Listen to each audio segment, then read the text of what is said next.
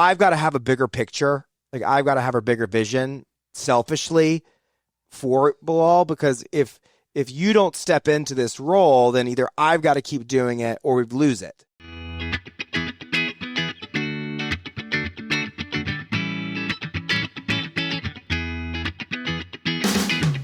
Welcome back to the Millennial Dentist Podcast, a podcast all about working smarter, not harder.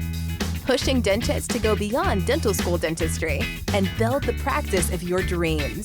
Here is your host, the Millennial Dentist himself, Dr. Sully Sullivan. What's up, everybody? Welcome back to the Millennial Dentist Podcast.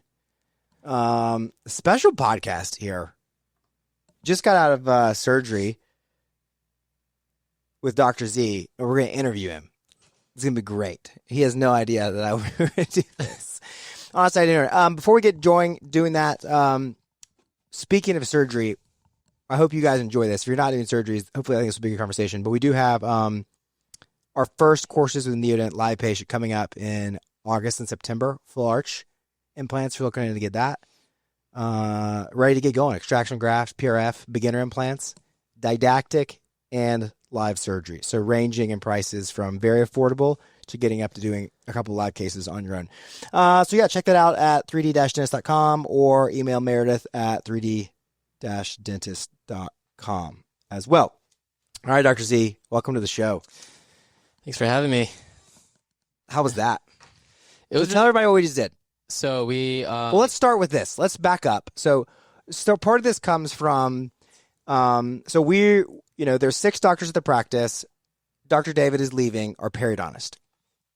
And so there's a gap between the dentistry that you guys have been able to do and what we need to not do, meaning Dad and I, correct? Correct. And so we sat down a couple weeks ago and we basically printed out David's production by provider or procedures by provider. And I was like, this is a lot of dentistry that somebody's got to do. Yeah.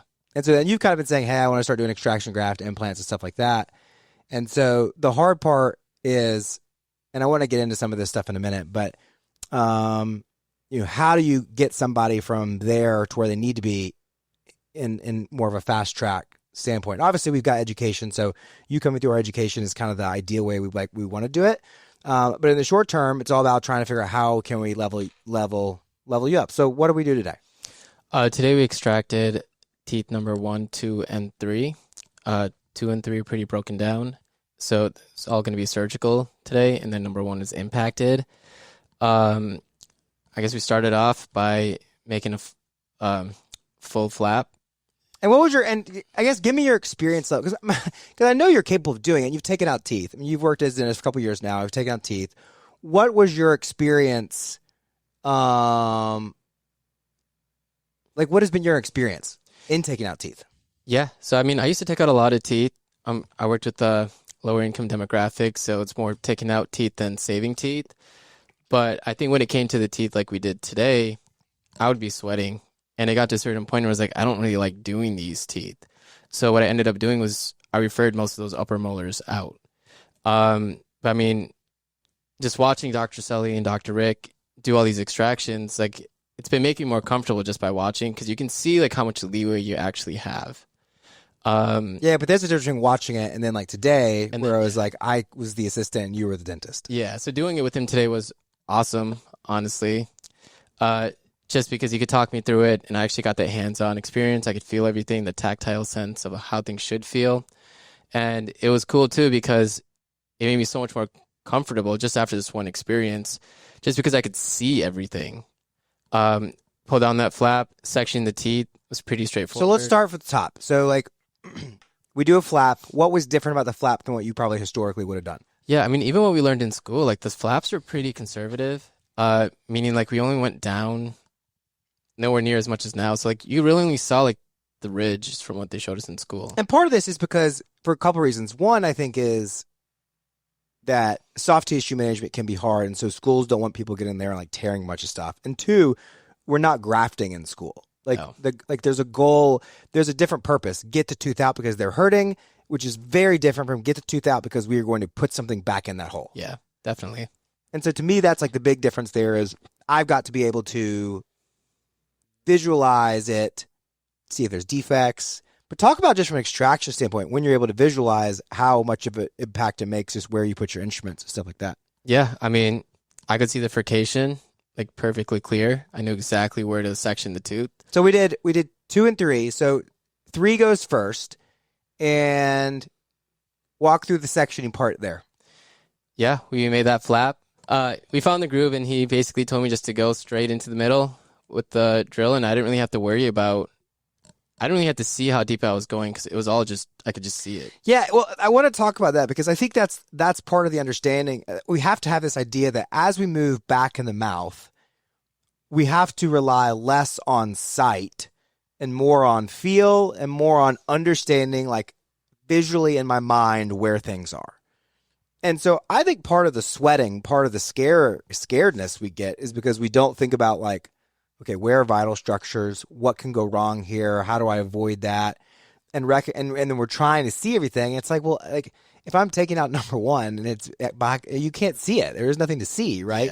Yeah. Today's actually was more of a visually than you'll ever get on number 1 because we'd taken out 2 and 3. Some of the things we talked about as we were going that were important, knowing the length of the burr, right? Knowing that, hey, I need to take this burr to depth if I'm going to have any shot of actually getting through the furcation. Yeah. And the first one, how'd the first one go? 3. First one went smoothly. I went all the way down. The second one, it was a little less visibility for me, so I was more cautious. You don't trust myself. You don't trust your angulation. Yeah. You don't trust your depth of your burr. And then that's where I kind of got into some trouble. Well, it's not trouble. It's just you break off the crown. It starts breaking off in pieces, and like you're like, now this whole thing is broken at the gum line. Yeah, there's bone all around it. Take it out. And that's when usually the sweat like starts really pouring in because it's like, oh my gosh, I can't get a forcep on it. And it's like, and that's why I'm always so hesitant to give you guys forceps or like to pick it up because it's like it can't be a crutch. It can be a tool, but I need to be able to like get it out without it. Mm-hmm. All right, so then how do we address that? So we kind of just reevaluated where my angulations were, and then we went back in, sectioned it properly, and then we were able to kind of luxate in between the root tips, and they all popped out one by one. Now, my take home here for you too is over time, you're going to have to move from less just brute force and more delicate force. Yeah. If that makes sense. Like I can, if you notice, I would be like I was like left-handed or on the assistant side, but if I placed the instrument in the right spot, the amount of force that's needed is significantly less than if it's in the wrong spot and I'm trying. And when we get into like atraumatic extractions, which is the goal, right? And is try to, how do I minimize as much, like I got to protect the buccal plate at all costs because it's the hardest thing to build back. Is thinking about how I just delicately, like moving from the elevator to the little spade proximator, right? To just, where can I start to get the littlest movement to create space? That was another concept I think was good. How we want to elevate the roots into the space we've created. Yeah, because I was quick to be like, can I grab the forceps? But you're like, no, just keep luxating it. And honestly, I just spent another 5 seconds luxating and they all just wiggled out. Whereas I feel like if I had gone with the forceps initially, I might have been putting a lot more force, which could have led to it breaking more easily. Talk about selective bone removal, because that was something we kind of talked about too, because as far as what you can remove, what you don't want to remove. Yep. Obviously, we were focused on keeping that buccal plate intact. And even when we did section a little bit more selectively, we kind of just walked a little bit around the root tips just to get enough space to really luxate in between that bone. Yeah, and like when you're taking out teeth, and like root tips specifically or broken down teeth, like you remove bone for 2 reasons. One is to create space for your luxator or your instrument. The other is to create space on the other side for the tooth to move into, right? Because if there's a wall that I'm elevating up into with the tooth, then it's either something's going to break. Either, and what I don't want it to be is what I'm luxating into. And so if the part on the back is stronger than what I'm doing, that's where you break whatever you're elevating off of. So you go ahead and remove or create space where you're going, unless it's the buccal plate. and that kind of creates. Yeah, a little bit more leverage for me to work with. So first one went good. Second one we broke off, still came out good. Just second, and then describe to me that your confidence level now from 2 hours ago. It's incredible, actually, like how much more confident I am just from this one experience. It's night and day, isn't it? Yeah, everything's just so much more clear. I'm just like, I'm asking myself why I haven't been doing this for the last 3 years. And like, well, here's the deal, bud. This dentistry, like, you can make a damn good career doing what you just did. Like, if you can learn to take out first molars, graft them well, and put implants back in those places, like that like is what like, and like part of it is like I'm excited because I wanted to share your experience. I think it's also there's a part of this that doctors need to hear that's like I've got to have a bigger picture, like I've got to have a bigger vision selfishly for Bilal, because if you don't step into this role, then either I've got to keep doing it or we lose it. Yep. And so like I've got to be able to say, hey, now how do we do today? Because I think that's something that I want people to hear too. Like, how do we do today with production? I think we did pretty well, and I think it's No. Who gets paid today? You do. I get paid today. But yes. I think it's a great trade-off because Absolutely. I just gained a lifelong skill. That's what I want. I want, because like to me, it's like, okay, I just gave up 2 hours of my time that we could have done that quicker, could have gone out of here sooner, but it's a long play for me because I want you to grow. Like at the end of the day, like I love helping people see more for themselves. So like I'm passionate about that. The second part of it is like I win, and then in the long run, I'm like, if you can do this, if I can help level you up, I would, as an associate person here, I would rather you do implants than do fillings. You know, like it's not just to be my filling guy. That's never was the vision. And then the third part about it then is like, okay, so how do we do that? And so traditionally what we do in situations like this is if I'm going to like basically block my time, coach, mentor, like really be engaged, like assist you through the entire thing, then, you know, I'm going to get basically compensated for it, and you get and you get compensated in the experience and the education. And for both the doctors listening on both ends of the spectrum, this has to be established on the front end, because there's just a difference between teaching you and mentoring you. Like teaching you is what I did today. Yeah. Like that was straight teaching. Now, my hope is in a couple weeks, I'm mentoring you, meaning you do this by yourself. I'm in the building. I've got a level of availability to where if you get stuck, I can come in and mentor you. I can give you a tip here or there, the occasional bailout. You know, to me that's when the production moves over. You know, and that's how it should be. But I think too often young dentists think, or dentists early in their career think that they should be being taught by the owner dentist, and you know, that's unfair because because at the end of the day, like they've got to produce and they got to do it. And then I think the owner dentist also has unrealistic expectations and what it means. Like, hey, if I truly want you to get better, that's what it takes. So I found that that's the most effective way to do things. Seems fair. Yeah. I thought today was more than fair. You tired? I'm on a high right now from that. Yeah, you'll probably you'll probably get hit with a ton of bricks in a little bit. No, you did great. And then we went through the bone packing and sticky bone and all, you know, and doing all the membranes and stuff like that. You know, I think all that is, you know, yeah, you got fast track today, what we do in 5 days on some level. And today can't be it has to be more than this, right? I think we're doing this again, same situation next week, on number 19, which will be great. And then at some point you got to keep going. Now, my feedback to you as we continue to do this and you grow is knowing when to ask for help. Yep. Meaning like, and that's another good conversation to have is I got to trust that you have a safe landing, safe to fail, right? But as I give you more leash, so to speak, it's a good analogy, but a weird analogy. Give you more leash, right?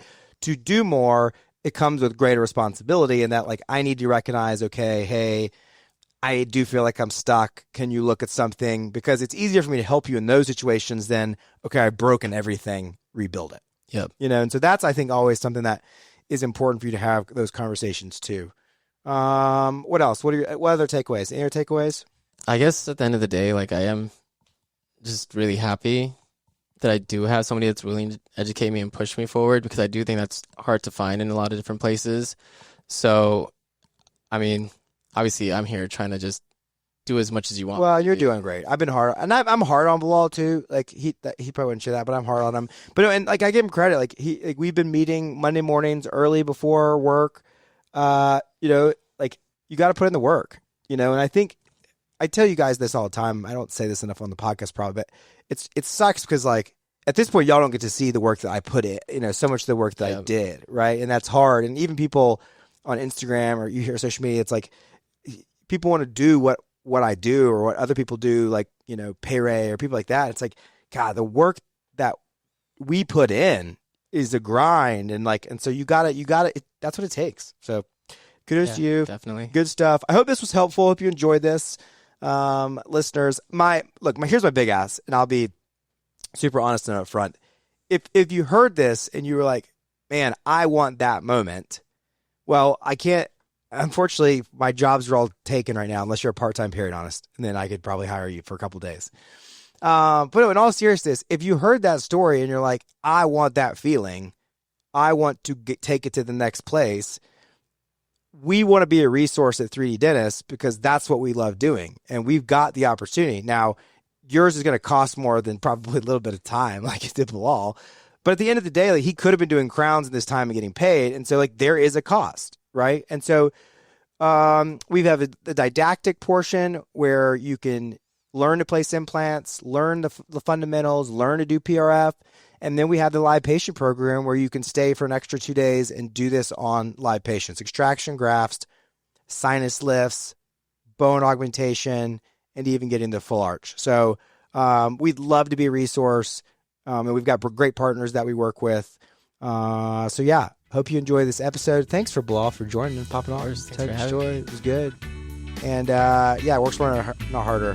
We'll talk soon.